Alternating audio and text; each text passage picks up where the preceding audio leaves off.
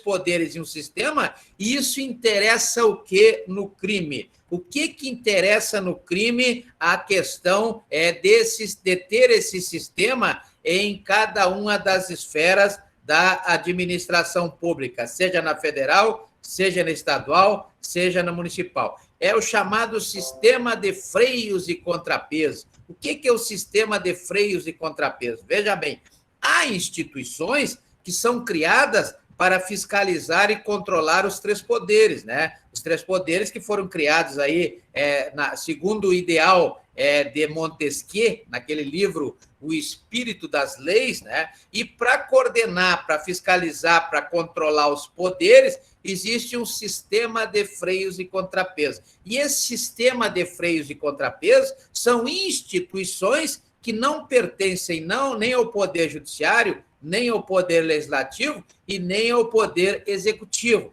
Então, que órgãos são esses? Que instituições são essas? A primeira delas, logicamente, é o Ministério Público, né? O Ministério Público, que é o Parquet, né? Porque veio lá da França esse sistema. Então, nós temos o Parquet, que é o Ministério Público, né? Então, o artigo 127 da Constituição Federal, o artigo 127 da Constituição Federal, ele traz aí qual é a competência do Ministério Público, né? Então, vejo que o Ministério Público tem a função aí de garantir os direitos, vários tipos de direitos, mas os direitos que ele tutela são os interesses chamados coletivos, né? O que são interesses coletivos? Esta resposta para definir o que são interesses coletivos, eu terei que me socorrer lá da Lei 8.078 de 90. O que é a Lei 8.078 de 90? É o Código de Defesa do Consumidor, né? Lá no artigo 81 da Lei 8.078 de 90, traz aí os direitos coletivos, no sentido genérico. São 3 as espécies de direitos coletivos. Nós temos os interesses individuais homogêneos, os interesses coletivos e os interesses difusos, não é verdade? Então, esses são os interesses coletivos. Em outras palavras, ele é coletivo quando não é direito de uma pessoa só. Então, por exemplo, quando o Ministério Público estiver tutelando o interesse de várias pessoas que estiverem aí lesadas ou ameaçadas de lesão, há um direito fundamental, por exemplo, temos vários, mas eu poderia pegar aqui o artigo 5º, inciso 15 da Constituição Federal. O que diz o artigo 5º, inciso 15 da Constituição Federal? É o direito de ir e vir, o direito de ir e vir. Então, nós temos o direito de ir e vir. Quando for só para mim, aí será um direito individual. Mas quando for o direito de ir e vir de várias pessoas, aí nós teremos o direito coletivo. E esse direito coletivo, ele será tutelado pelo Ministério Público, lá nos termos do artigo 127 da Constituição Federal. Então, vejam o que acontece aí com o crime, o que tem que haver o crime com o Ministério Público. Na verdade, o Ministério Público, por que ele faz parte do sistema de freios e contrapesos? Exatamente porque ele tutela os interesses coletivos da sociedade. Então, compõe aí o sistema de freios e contrapesos, o Ministério Público, o Tribunal de Contas, do artigo 70 da Constituição Federal, né? O CNJ, lá do artigo 103b da Constituição Federal, são institutos que foram criados para fiscalizar e controlar os 3 poderes, a atuação dos 3 poderes. Inclusive, como papel da administração pública, garantir a inviolabilidade, como prevê o artigo 5º da Constituição Federal, a inviolabilidade é o direito à vida, à igualdade, à liberdade, à segurança e à propriedade. Então, a segurança é um direito do qual a Constituição Federal manda o Estado garantir a inviolabilidade.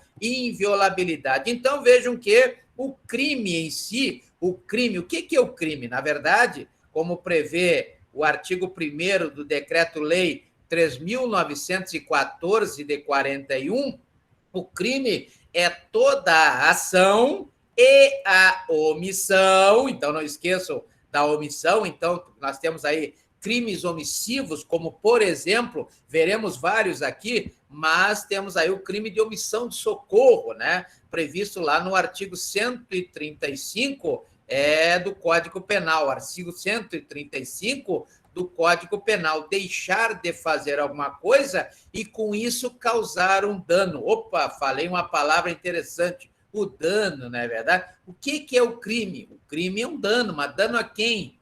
Nós temos 3 tipos de infrações a levarmos em consideração. Toda vez que uma pessoa age ou deixa de agir, comete uma ação ou uma omissão, ela pode gerar consequências em 3 esferas. Quais são as 3 esferas? Ela pode praticar uma infração penal, uma infração administrativa ou uma infração civil. O que é uma infração administrativa? Infração administrativa é quando uma determinada pessoa comete uma ação ou omissão, ou seja, um fato, né? E aí gera dano. Dano a quem? A própria administração pública. Então, nós teremos aí a infração administrativa, que será apurada aí, por exemplo, pelo próprio processo administrativo, né? O devido processo legal administrativo, previsto lá no artigo 5º, inciso 54 da Constituição Federal, regulamentado, nesse caso, pela Lei 9.784 de 99.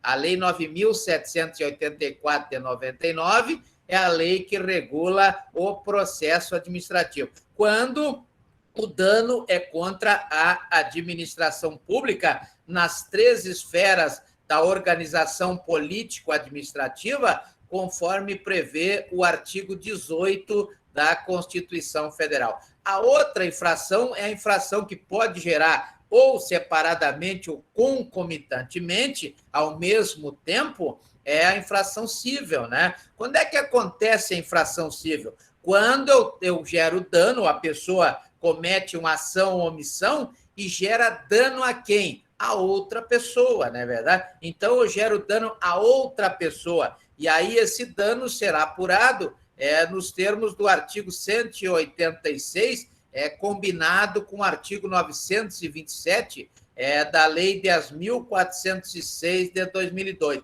Então, o artigo 186 e também o artigo 927 da Lei 10.406 de 2002 traz aí a apuração do dano quando na prática da infração civil. Então, temos infração administrativa, infração civil, e quando essa ação ou omissão ela for típica, antijurídica e culpável, então ela será uma infração criminal. Criminal que poderá ser ou um crime ou uma contravenção penal. Ou um crime ou uma contravenção penal. Para ver essa questão da infração penal, né, nós vimos na aula passada a questão do Estado de Direito, ou seja, primeiro começamos uma análise sobre o Estado de natureza, né? O que é o Estado de natureza? Lembra quando eu falei que lá no início, lá nos primórdios, né, nós tínhamos aí um Estado onde as pessoas não se respeitavam, ninguém observava lei nenhuma, né? A lei que valia era a lei do mais forte, né? As pessoas não tinham noção de limite. Naquele tempo, sim, viviam absolutamente no chamado mundo líquido, né, de Baldi. O mundo líquido é aquele mundo onde não se estabelece limites, ou seja, aquela visão de Ulpiano, lá no direito romano, de que o meu direito termina aonde começa o direito do outro, não existe no mundo líquido, porque as pessoas não conseguem visualizar o limite dos direitos de cada um, não é verdade? Embora os nossos direitos sejam aí direitos relativos, não existe direito absoluto, né? O direito obrigatoriamente deverá ser sempre relativo, em função de que há necessidade de que o Estado tenha autoridade. E o Estado só poderá ter autoridade se eles fixar aí o exercício